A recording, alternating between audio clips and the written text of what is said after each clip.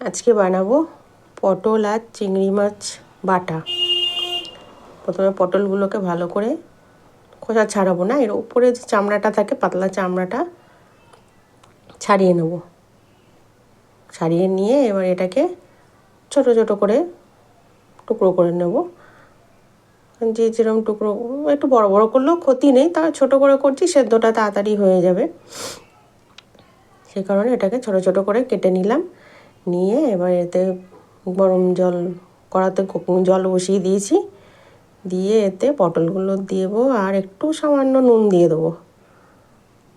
দিয়ে এটাকে সেদ্ধ করব, সেদ্ধ করে জলটা ফেলবো না, এই জলটা একদম শুকিয়ে যাবে।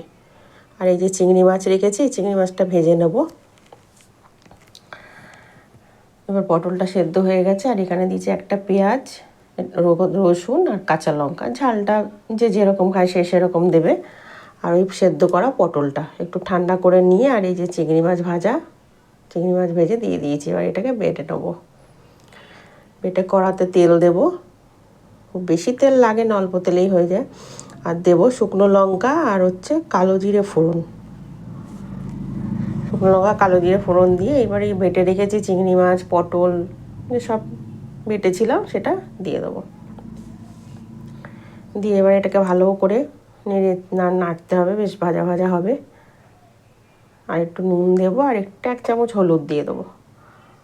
হলুদ এটাকে সুন্দর করে ভেজে নেবো। এবার ভাজা হতে থাক।